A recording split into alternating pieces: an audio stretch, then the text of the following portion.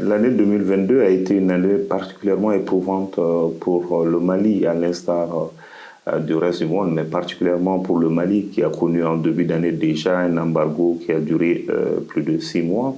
Ensuite, la crise sécuritaire avec la dégradation que l'on a connue, particulièrement dans les localités du Nord. Je pense à Ménaka qui a subi de très grosses pertes au cours du premier trimestre 2022.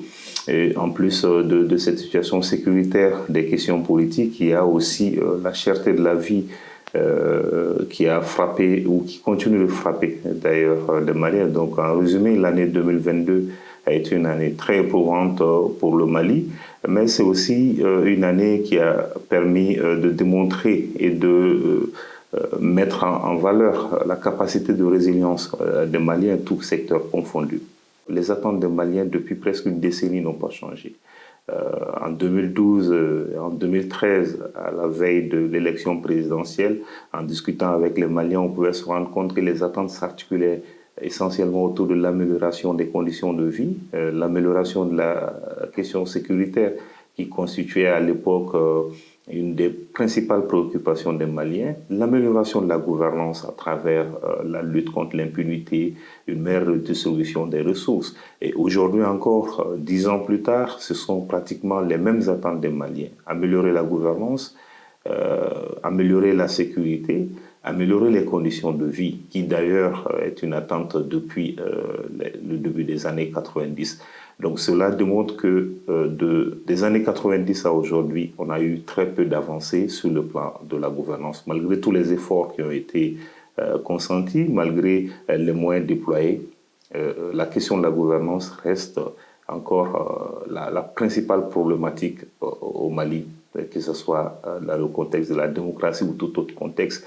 Les Maliens s'attendent à ce que les ressources soient mieux distribuées, que la justice soit mieux distribuée et que finalement les dirigeants soient beaucoup plus à l'écoute et au service des populations au lieu de servir des intérêts partisans.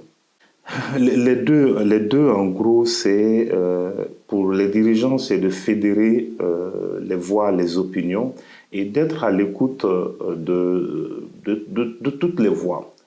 L'une des causes, en plus de toutes les raisons structurelles qui ont favorisé cette crise, c'est le sentiment de marginalisation. Plus on crée de marginaux dans le pays et plus les frustrations se nourrissent et se transforment en rejet et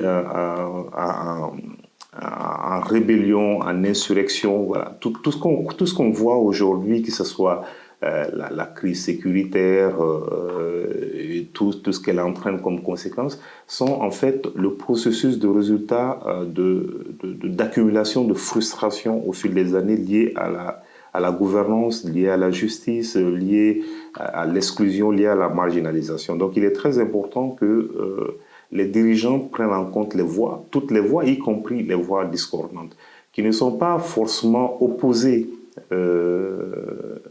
au pays, mais qui ont une autre façon de voir, une autre façon de penser. Donc il est important de les entendre toutes et de les intégrer dans la gouvernance. Maintenant, aux citoyens, c'est patience et raison. Patience parce que, comme je le disais, les processus de changement prennent du temps et souvent sont des processus contraignants. Donc cela va demander beaucoup de patience.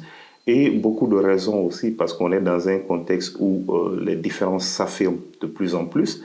Le fossé s'agrandit entre citoyens du fait des opinions, du fait des prises de position, du fait de beaucoup de choses. Mais il est très important de s'accepter et de toujours faire prévaloir la raison sur les émotions.